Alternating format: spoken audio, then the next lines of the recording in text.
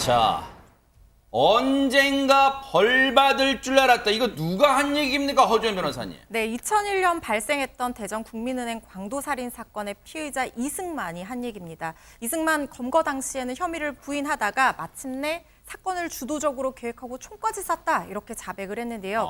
이 피의자 이승만과 이정학 신상이 공개가 됐죠. 그랬죠. 이 두 사람이 오늘 오전 9시에 구속 송치됐는데요. 네. 각각 대전 동부 또 둔산경찰서에서 이들의 모습을 공개했는데 그 모습을 한번 직접 보시죠. 네.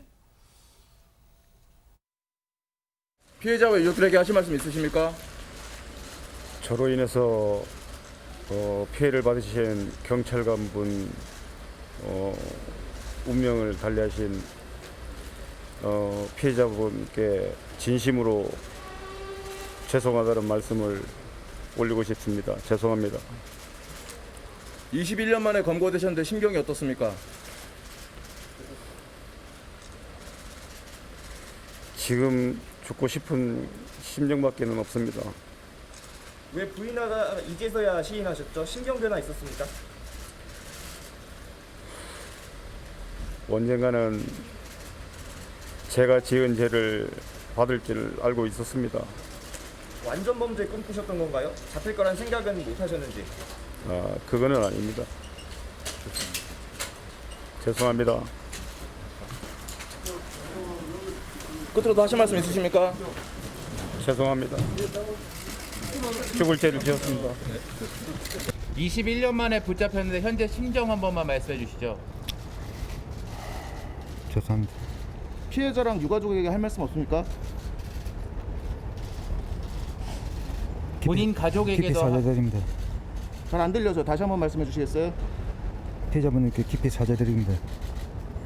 본인 가족에게도 하실 말씀 있으실 것 같습니다. 마스크는 벗으실 생각 없으세요? 예, 하고 싶은 말씀 없으세요?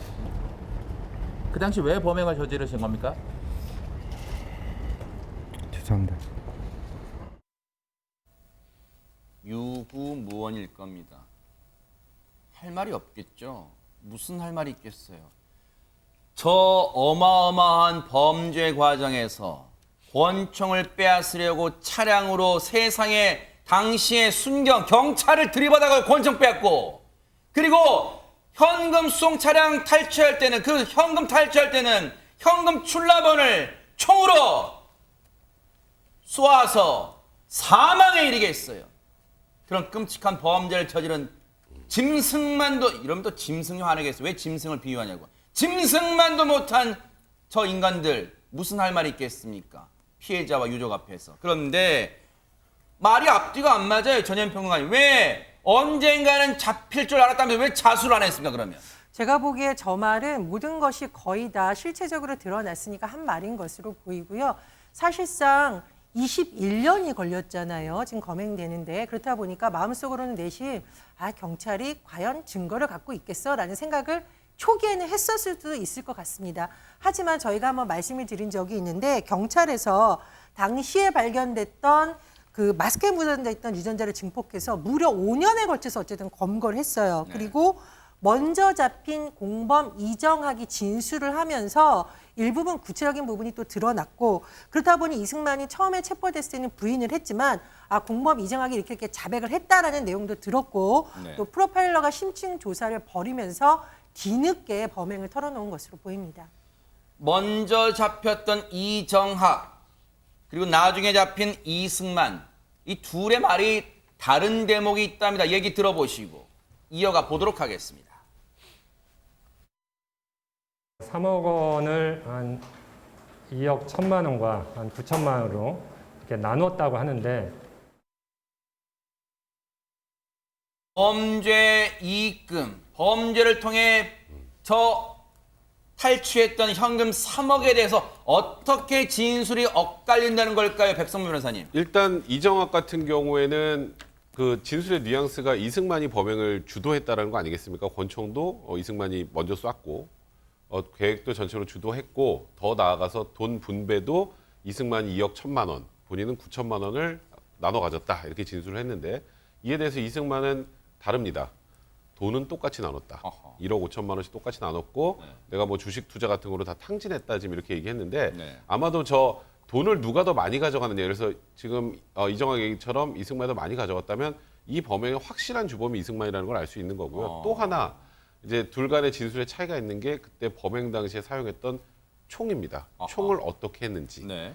일단 이정학은 나는 그냥 이승만이 바다에 버렸다는 얘기만 듣고 어떻게 되는지 전혀 모른다. 네. 그리고 이승만은 저기 대전 인근 대학교에 야산에 묻어놨다가 2008년도에 꺼내서 망치로 잘게 부순 뒤에 버렸다. 그러니까 지금 이게 왜 중요하냐면요. 저 당시에 유사한 범죄들이 좀 있었거든요. 그래요? 그렇기 때문에 그 저 권총을 가지고 또 추가적으로 다른 범행을 했을 가능성도 배제할 수 없기 때문에 이 권총 처리와 관련돼서는 네. 좀 더 정확한 수사가 좀 필요한 상황입니다. 하재근 평론가님, 저 둘은 이 엄청나고 끔찍한 범죄를 왜 저질렀다고 말하고 있을까요? 이승만의 경우에 과거에 불법 복제 테이프 도매상을 했었다고 합니다. 근데 단속에 걸려서 구치소 생활까지 했었다고 하는 거예요. 그러다 보니까 국가에 대해서 불만이 생겨서 범행을 한 것으로 경찰은 지금 보고 있고 네. 그리고 이정학의 경우에는 이승만의 권유에 의해서 범행에 가담했다. 아하. 그렇게 이야기가 나오고 있습니다. 그런데 이 대목에서 궁금합니다. 지난 방송 때도 전해드렸지만 21년 전에 당시에 용의자가 잡혔다고 했는데 그러면 이번에 잡힌 저 둘과 관련이 있는 사람입니까? 없는 사람입니까? 호주연 변호사님. 전혀 관련이 없는 사람입니다. 그때 당시에 경찰이 지목해서 20대 남성 3명이 사건 발생 8개월 만에 용의자로 검거가 됐었는데 그때 자백을 했다고 했지만 이분들이 강압 수사를 당해서 거짓 자백한 거다라고 그때도 주장을 했었고 아하. 재판에서도 증거 불충분으로 풀려났었거든요. 네. 그로부터 20년이 지나서 지금 피의자가 잡힌 뒤에야 경찰이 이 용의자들이 사건과 관련이 없다는 점을 인정을 했고요. 네. 사과는 없었습니다. 그 3명 중에 한 명이었던 김모 씨가 당시에 20살이었는데 이제 41살이 됐어요. 네. 검거 당시 상황 어제 일처럼 기억난다라고 하면서 어제 KBS와 인터뷰를 했는데요. 인터뷰 내용이 다소 참담합니다. 무작정 기동대로 끌려가서 수갑을 찬 채로 마구잡이식 폭행을 당했다고 하고요. 목 뒤라든가 허리처럼 잘 보이지 않는 곳을 집중적으로 구타당했다고 하는데 아니라고 소리치면 더 심한 폭행이 뒤따랐다고 하고 이런 폭행이 엿새 동안 이어져서 거짓 진술서를 쓰게 됐다고 합니다. 그런데 이 사건을 모르잖아요. 진범이 아니니까. 그래서 너 여기서 거기로 갔잖아. 다시 써라. 이렇게 해서 종이를 또 바꿔가지고 처음부터 다시 쓰게 하고 어느 정도 썼으면 나중에 와서 보지 않고 쓴 거 얘기해봐라. 이렇게까지 얘기를 강요당했다고 합니다.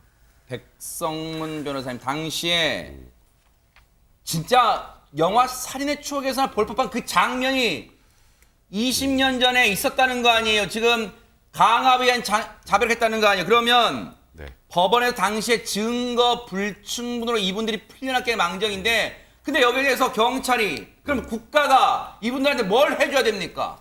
사실 이분들의 요청은 이제 진범이 잡혔잖아요. 네. 진범이 잡혔으니까 그때 당시 강압 수사에 대해서 사과를 했으면 좋겠다라고 하는데 일단 공식적으로 대전경찰청에서는 폭행이나 강압 수사가 있었다는 수사 자료 같은 것들이 수사 기록이 전혀 남아있지 않기 때문에 뭐 사실인지 여부가 확인이 안 된다는 거죠.